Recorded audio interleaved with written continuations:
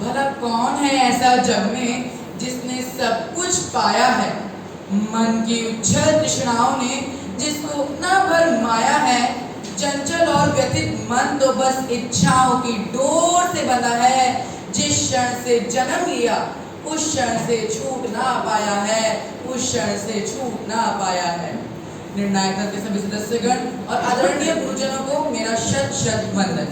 मैं token number J18 आज आप सभी के समक्ष आरोग्य जीवन की प्रथम सीढ़ी संयम के विषय पर अपने विचार प्रस्तुत करने जा रहा हूँ।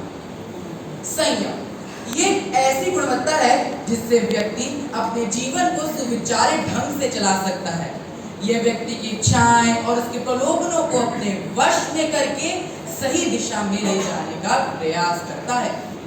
संयमशील व्यक्ति अपने आप को प्रसन्नचित बनाने हेतु उचित आहार, नियमित पर्याप्त नींद और आदर्शता का पालन भी करता है। संयम भी विभिन्न पहलुओं पर विचार करती है, जैसे आहार, व्यायाम आदि। जीवन में किसी भी बड़े कार्य करने के पीछे आवेश या जल्दबाजी नहीं, बल्कि सुविचारित दूरदृष्टि चाहिए। संयमशील व्यक्ति आश्वस्त रहता है कि वह शांति और धैर्य से अपने गंतव्य तक अवश्य पहुंचे। संयमित और नियमित जीवन शैली का एक उदाहरण हम रामचरितमानस में से ले सकते हैं। जरा गौर से सुनिएगा।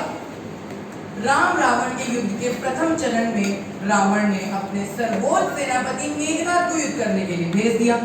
अब मेघनाथ को आते देख श्री रामचंद्र जी पीछे हट गए और उन्होंने लक्ष्मण को कहा, हे लक्ष्मण, आज तुम मेघनाथ से युद्ध करो। यह सुनकर श्री लक्ष्मण जी हैरान रह गए कि इतने शक्तिशाली श्री रामचंद्र जी को इससे पीछे हटना पड़ा और वह मुझे कह रहे हैं इससे युद्ध करने के लिए।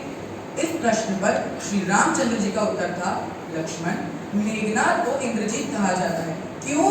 क्योंकि उसने 12 वर्षों तक अपनी इंद्रियों को जीत कर ब्रह्मचर्य जीवन व्यतीत किया है और अवश्य तुमने भी 14 वर्षों तक ऐसा ही किया है, संयम में जीवन जीकर और तपस्वी बनकर। इसलिए केवल तुम ही हो जो इस मेघनाथ को हरा सकते हो। हमें अपनी इंद्रियां, वाणी और जीवन पर संयम नामक लगाम लगाना आवश्य है, अनिवार्य है।